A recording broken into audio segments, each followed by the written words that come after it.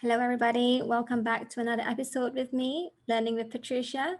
I am from Language Works, and today we're going to focus on the right choice of vocabulary when it comes to business writing for the workplace. A quick note to HR and training managers. If you're looking for a 2 or 3 day business writing workshop that's catered to the needs of your employees or your colleagues, we can certainly do that for you.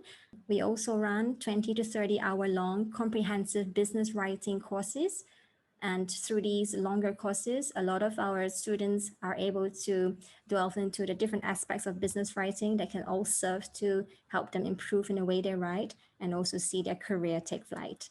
All right, so now let's have a look at the words. I've got a list of 10 words in 5 sets. So each set has 2 words that sound a bit similar and they have to be used in the right context. Business writing word choice, 10 words that we normally mix up. So the first one is distinct, is an adjective. So let's look at the meaning and an example of a phrase. Readily distinguishable from all others, discrete. The meaning of discrete here is that it's clearly separate and in a different form.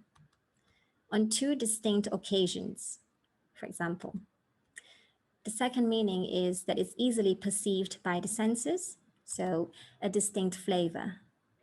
The third meaning, clearly defined, unquestionable. You can write, for example, we are at a distinct disadvantage here. Okay, now that's contrasted with number 2, which is distinctive. It is also an adjective. The meaning of it is serving to identify, distinguishing, or characteristic. So think of these words, something that identifies to do with the characteristics of something.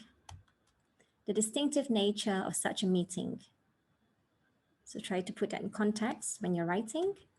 Another meaning is distinguished or attractive. A distinctive appearance, a certain look that's very characteristic and you can identify maybe to a category of looks. So I'm going to show you a little bit more the differences between these two, distinct versus distinctive.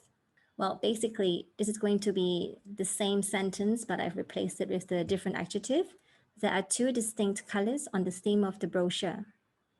So the meaning is the 2 colors are clearly separate, different from each other. And in the same sentence, we use distinctive. The meaning of the second sentence is the 2 colors are different from colors found on other brochures. And this is the part that sort of separates the whole meaning. And the brochures may be identified by these 2 colors. So this is like in the larger scheme of things. I hope this is okay for you. Now let's look at the next one. The next set I've got is exceptionable. Another adjective, I've put a little negative symbol there for you. The meaning is open or liable to objection or disapproval. To find nothing exceptionable in the write-up. So you can rephrase it by saying or by thinking to find nothing objectionable or to find nothing that you can disapprove of in the write-up. So you can use the word exceptionable. Do not be confused, however, with exceptional. Another adjective, this is a positive meaning. Most of you would be very familiar with exceptional. Being the exception, uncommon. Our company is exceptional in this particular area, for example. The second meaning is well above average, extraordinary, exceptional. An exceptional track record in your CV, for example. And lastly, deviating widely from the norm as a physical or mental ability. Special educational provisions for exceptional children. So mainly exceptional is a positive adjective as opposed to exceptionable, which is more negative, more like objectionable and something to disapprove of. Okay, so let's move on to the next set. Number 5, historic is another adjective, having importance in or influence on history. The phrase, a time of historic, unprecedented change. I think definitely COVID is going to be an example. Let's compare with the other one, which is historical. Historical, of or relating to history, concerned with past events. The emphasis here is on past events. For example, a historical account or a historical record. The second meaning, concerned with phenomena as they change through time. Historical linguistics, for example, how we pronounce have changed over time. So let's look at in more detail the differences between historic and historical. Our office was headquartered in a historic house. So this means the historic house is likely to be of interest, not just because it is old, but also because an important person lived in it or is associated with it. Now, in the same example, our office was headquartered in a historical house. The difference here would be this refers more generally to that which happened in the past, and regardless of the importance or significance. Okay, so now let's move on to the next set. I've got past as a verb. Past. Basically, it's the past simple and past participle. First, I passed him on the stairs this morning. Hello. Second, time passed so slowly because we were bored. Definitely true for me. One more, the company's turnover passed the $10 million mark last year. Let's contrast it with past as an adjective, P-A-S-T. Used to refer to a time before and until the present. Example, past events, in centuries, in years past, or having happened or existed before now.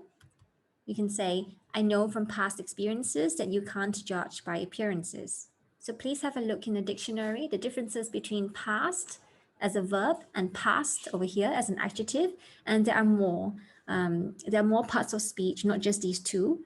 So have a look at the comprehensive descriptions in the dictionary for a better understanding on the differences between these two. Over here, I'm just highlighting as a verb and as an adjective. I hope that's helpful in any case. Now let's move on to number 9. Our last set, pour, as in P-O-R-E, as a verb. So this means to read, study, or examine carefully or attentively. We pored over, and normally we say to pour over as the collocation. We pored over the snapshots of the exhibition. And of course, for reading material, for studying material as well. A lot of people confuse this with the next one here, the last one, pour. It's the same pronunciation. This obviously, you know, is to pour something into something else. I'm going to explain a different meaning of pour. To send forth, to produce, express, or utter copiously, as if in a stream or flood. Copiously meaning in large amounts. An example, the company poured money into the project. So in large amounts, like a lot of money going in, pouring in. So take note of the spelling differences and use it correctly in the correct context. Right, if you can apply these differences to your business writing of any sort, it would help a lot in your choice of the right vocabulary. So I'm signing out for now. And if you need more information about the writing courses we offer, please go to languageworks.com.sg. In the description box here on YouTube, just click on the links that we have. And I hope to be in touch with you again. See you. Thank you for watching.